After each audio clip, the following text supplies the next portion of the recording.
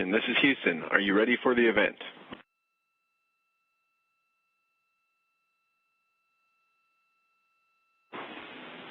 JSC PAO, this is Mission Control Houston. Please call station for a voice check. Station, this is Courtney Beasley with JSC PAO. How do you hear me?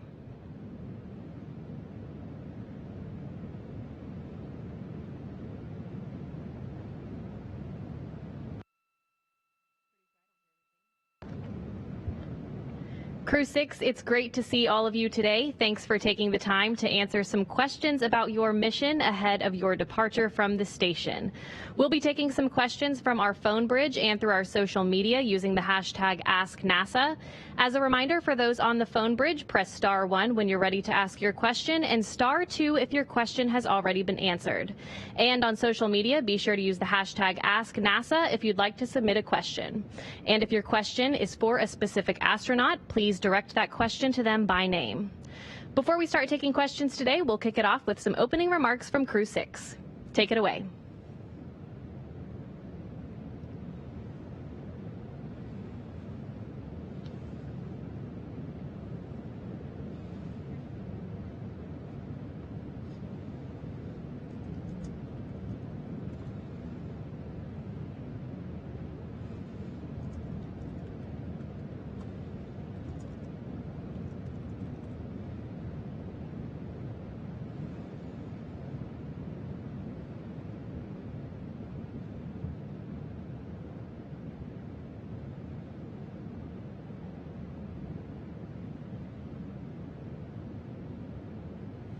We got a lot done during our mission. We had 2 visiting SpaceX cargo vehicles, the CRS 27 and 28 missions, with lots of science on board. We, as a crew, conducted a total of 3 spacewalks. We had the Axiom crew come visit us in May. We've done a lot of maintenance up here, especially this summer. It's been a busy maintenance period. Captured the Cygnus 19 vehicle. And so it's just, those are just a few highlights, but it's been a real adventure and a lot of fun. I did also want to recognize my classmate and colleague, Frank Rubio. We've been up here for 6 months. Frank thought when he flew to space he would be here for 6 months, and partway through his mission he found out that it was extended to a year. His leadership up here as the USOS lead has been incredible. He's been amazing to work with, and Frank is just making a huge sacrifice being away from his family for so long, and I just want to really recognize the service he's given to us aboard the space station.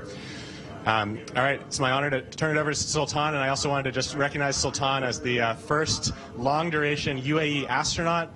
It's been amazing working with him up here, and getting to see him do the first spacewalk of any astronaut from his region was one of the true highlights of our mission.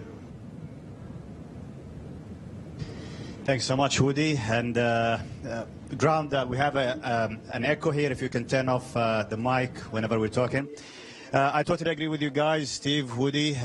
It's a great pleasure working with you guys. It's been an amazing journey. It's hard to believe that we're already there, right? It's been a trip of a lifetime. I think it's amazing. Every part of it was amazing.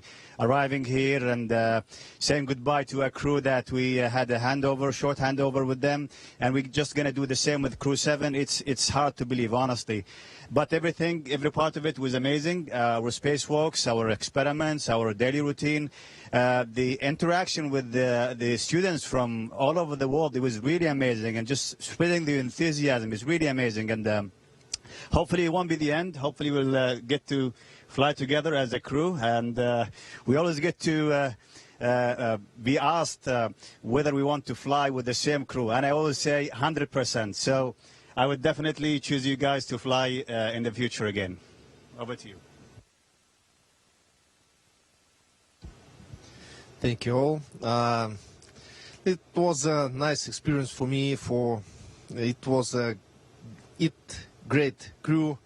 My crew members, thank you for each evening, each day what I spent here, and I think we did many useful things for people's future, what will move mankind to forward. Yeah, thank you.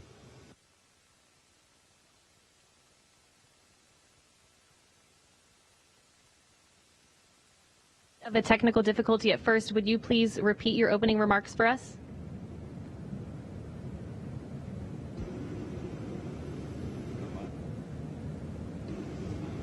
Okay, do you have our voice now? We have you loud and clear. It's just for you, Steve, okay, to do you repeat. Want us to all to repeat our opening remarks? Oh, just for me. Oh. They all said such wonderful things. I'm at a loss for words. I started off just basically saying what an incredible crew this has been to serve with, and what a great group. And I really am. It's been a privilege and an honor to spend time on board the International Space Station with them. Since the first day we started training together, it's been just fantastic. Just can't imagine having a better crew. And Woody recognizing Frank, that was fantastic as well. Frank has been an outstanding leader as the USOS lead, and really set the example for us to follow throughout our 6 months on board. And as Sultan said, we are coming to the end of this part of the mission, and I know we'll continue on together. If we do ever get a chance to fly again, that would be incredible, because this is, as he said, a crew I would definitely want to fly again with. All right, thank you all for kicking it off for us, and sorry for that technical difficulty. We'll start taking questions now from our phone bridge. The first question comes from Elizabeth Howell with space.com. Go ahead. Hello, thanks for finding the time. This one is for Woody. Can you give us a little bit more insight into how you filmed all those great behind-the-scenes videos showing daily life on the International Space Station? Thank you. Oh, sure. Well, that's been a lot of fun, and actually I have to credit Sultan, who's helped out many times, actually inspiring me to do little short clips like that, and also helping me out as a cameraman. Really, I just wanted to kind of do something that I hope was authentic and in the moment without too much preparation, just showing some of the amazing work that we get to do up here. So anytime that I had a few extra minutes and thought I was doing something a little bit interesting, I figured I'd pull out a camera and hopefully share it with people so they could see. Okay, and our next question comes from Marcia Dunn with the Associated Press. Yes, hi, Marcia Dunn, AP. I would like each of the four of you to answer, please. 6 months in space, you're going to be coming back to Earth. Besides family and friends, what are you looking forward to doing or seeing or feeling most? Thank you.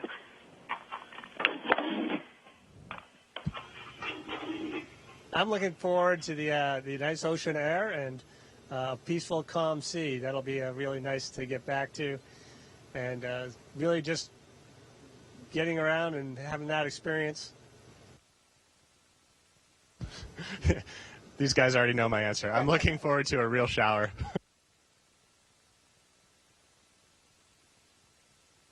Thank you for helping us saying beside family and friends. Yeah, family and friends are the most important, and beside that, I would love a real hot cup of coffee. But I think my dream is a bed for good sleeping. I can lay one side, another side, my back. Sleeping. Thanks. Our next question is from Bill Harwood with CBS News.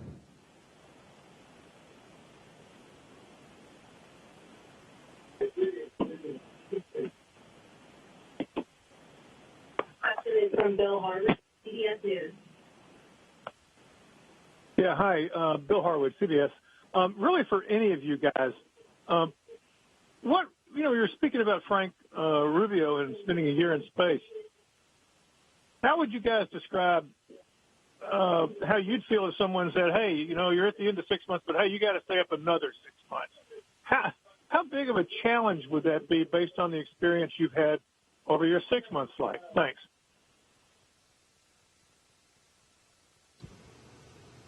Yeah, obviously that would be a real big challenge, especially this late in the game, because we're within a couple of weeks of heading home. So that would be a huge mental challenge to overcome, and not just for me, but also for my family. I'm sure they all feel the same.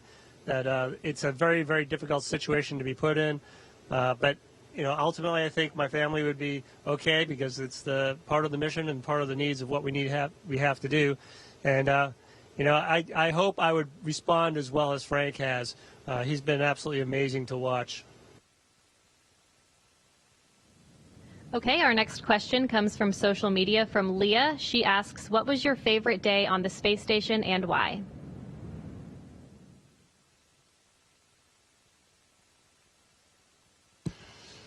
Well, my favorite day was my first spacewalk. That was something I've dreamt of for a very long time, and we had a lot of fun going outside and installing a new IROSA solar array.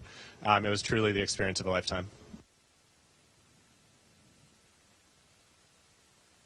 I totally agree with Woody. It is, EVA day. It was amazing, and specifically when we were accomplishing the mission, and we're getting back to the station.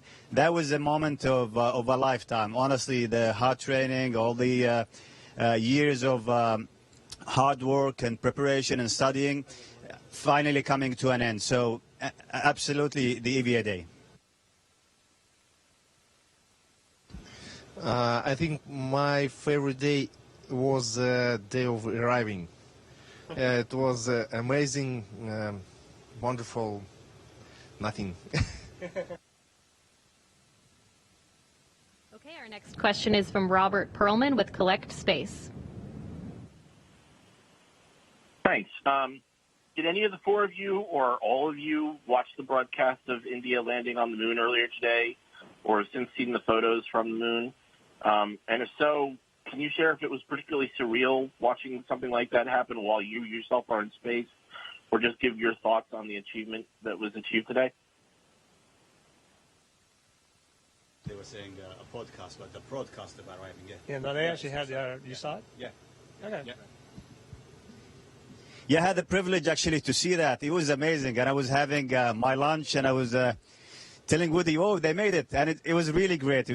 As you mentioned, it's really surreal just watching a man-made object landing on the moon, and this is a nation faring, like a space-faring nation like India having the first of a kind mission. It's really amazing.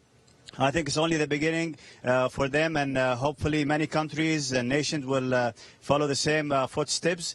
Again, we have an effort going back to the moon, and this is really important to emphasize on the global effort. We can't go alone. We always emphasize on the shared efforts towards achieving one goal. Our next question is from Mark Carreau with Aviation Week and Space Technology. Thank you. My question is for any of you. Is there any kind of takeaway that you especially think you've experienced for future moon exploration during your stay on the space station?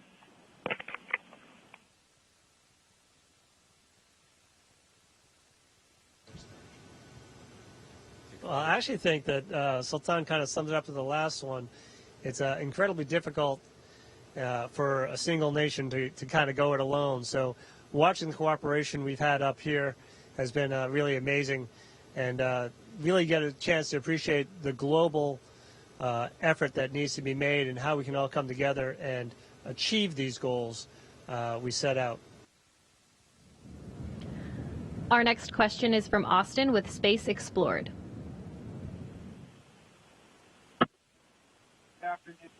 This question, I'll give it to Sultan, but really anyone can answer.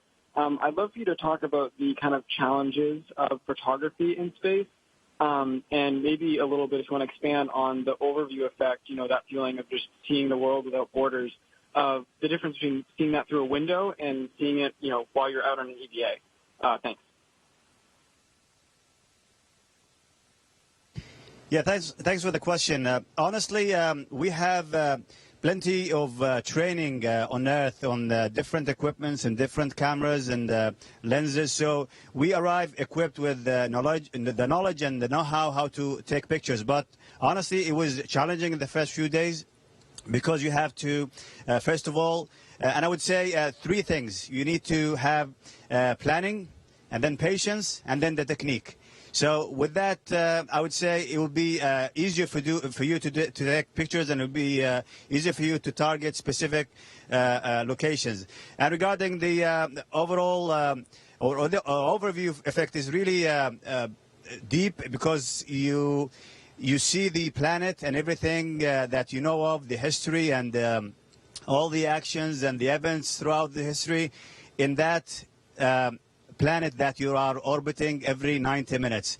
And it's only protected by, I would say, a thin layer of atmosphere. And it's really surreal, like you're living in a planet that is susceptible to damage. That's why we always say we need to protect it. We need to have good care of it, like collectively, as nations. So that is my view of your questions.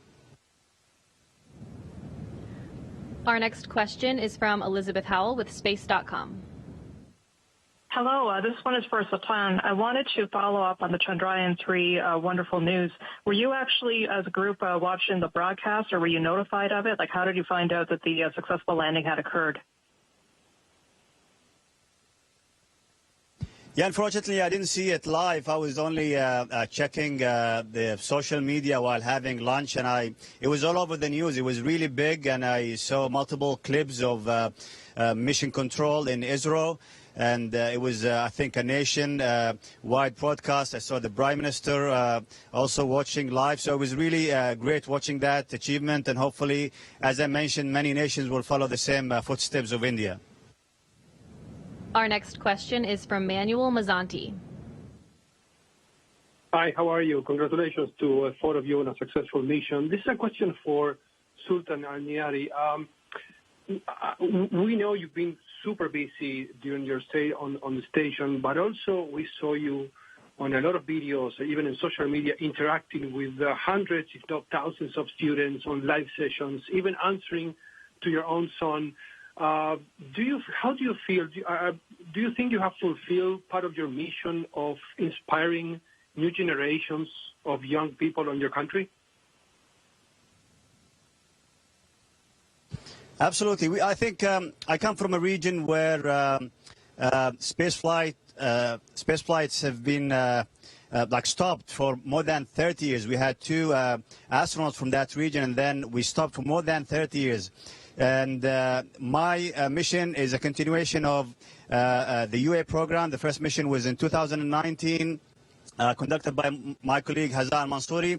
So it's a first of a kind, long duration, and I thought I need to deliver and, let's say, fulfill the thirst from the audience and the youngsters in that region. We need to give a simple, scientific answer to their curiosity. So my plan from right at the beginning, just to showcase everything we do here, from science, from the daily life, the routines that we do every day.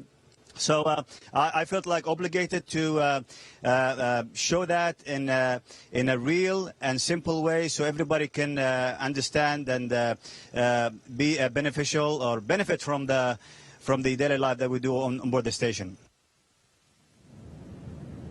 Our next question is from Bill Harwood with CBS News.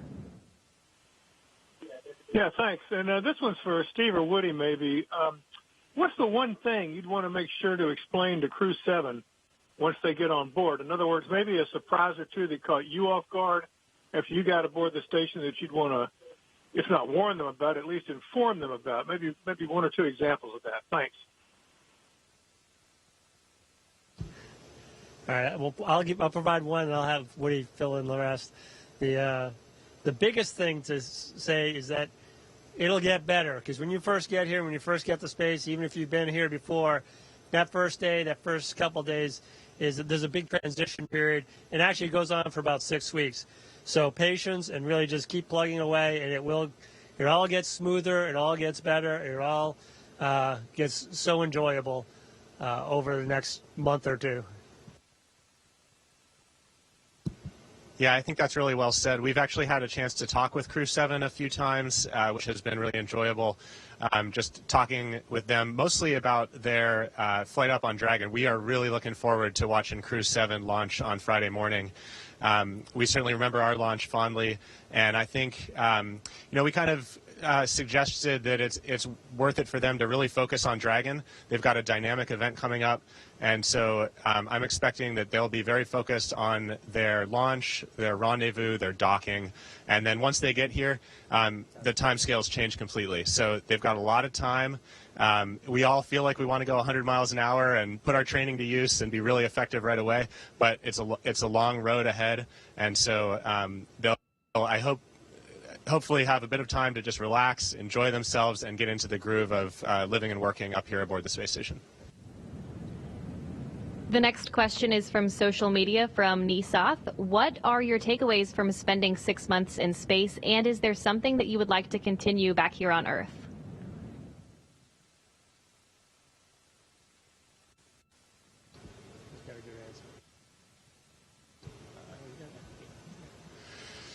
Yeah, I think actually I've heard Steve say this a lot. It's really fun to succeed as a team. And being up here, it really feels like we're part of a team. It's a very diverse team. We have people up here from many nationalities, even more of that coming up on Crew 7. And, we're a really tight-knit, close team up here. I want more of that kind of dynamic in my life. It's been really enjoyable being part of this team. And we also really feel it up here how part of the team we are with the ground. The number of people it takes to support missions like these is incredible, and it's just wonderful working every day with our control centers around the world and all of the engineers at places like SpaceX that support these missions and make them happen. We have another social media question. This one is for Sultan from Ahmed. He wants to know, what is the first thing you will do when you arrive in the UAE?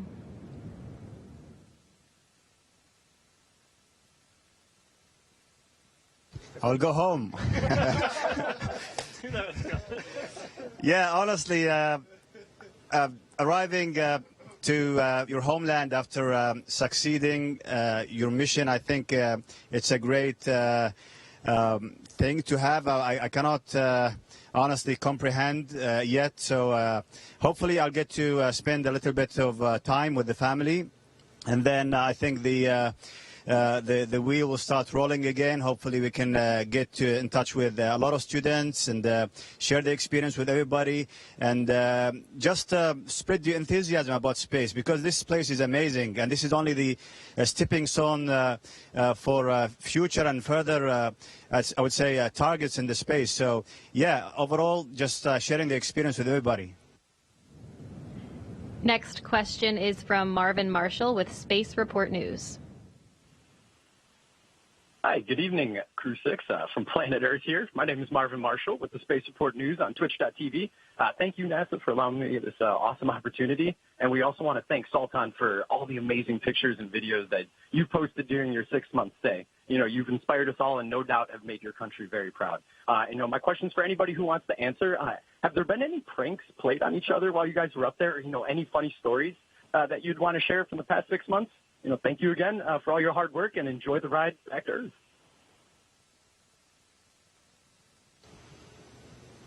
Does anybody want to share any of these pranks, or you just want to? Maybe Woody hiding in the closet for the. Oh yeah, that's true. Oh yeah, that was good.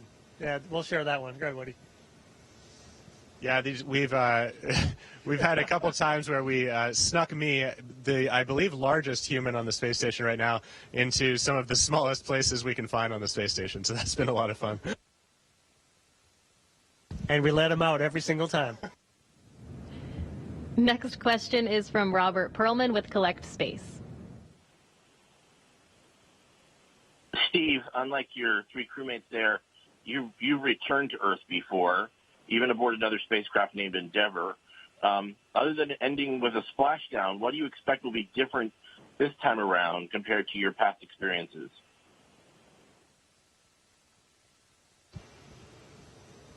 Well, I've thought about that a lot, obviously, through the years. And, by my third shuttle flight, I was up walking around. I was perfectly fine after landing. I don't anticipate having that ability this time. I think 6 months and seeing and feeling what that does to your body, I anticipate really having to work harder, much harder to get back up to full strength. And that, I think, is going to be the biggest difference, is the physical challenge of it, of getting back down. Mentally, I think the transition will happen pretty quickly. It's a good routine, and we have a good plan set up to transition ourselves back to the real world and back to the office. Next question is from social media from Vaibhav. How do you keep your leg muscles so strong so that when you get back to Earth, you can properly walk after 6 months?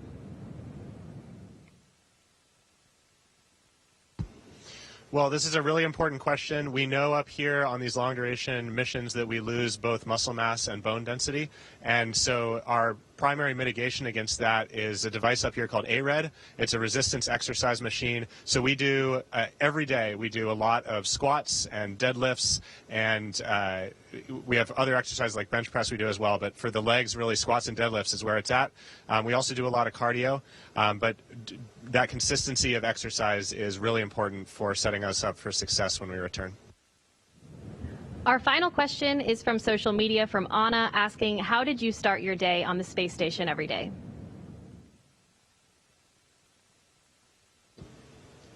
All right. We woke up. That's a good start. Yeah, so I would wake up. I'm usually the first one up, and I would try and sneak out of my crew quarters without trying to wake anybody else up. I'd head down to Node 1 and grab a cold coffee and read the yesterday's newspaper and whatever the daily plan is.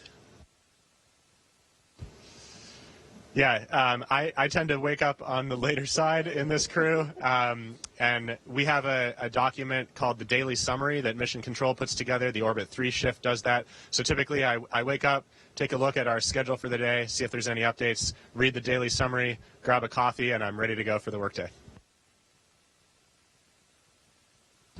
Yeah, basically the same. We have a daily routine that we need to follow, and the good thing is you can prepare. It's not like you're going and drive 20 minutes for work next day. You can prepare the day before, and the night before you can prepare for the next day, so the actual day will be smoother. And actually, it's not only work. We gather every day on the breakfast time and the noon time, and finally we get together with the Russians as well during the evening time, and it's really amazing. We're just like one family working together. How do you wake up? I can something add, nothing.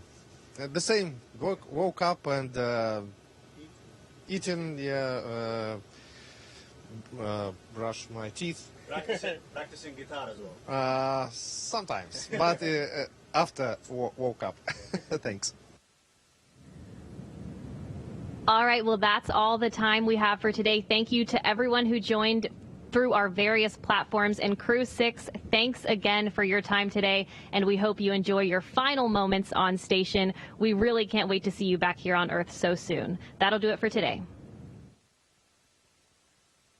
Station, this is well, thank you all very much. Greatly appreciate all the questions, and we'll see you on Earth. Station, this is Houston ACR, and that concludes the event. Thank you, all participants. Station, we are now resuming operational audio communications.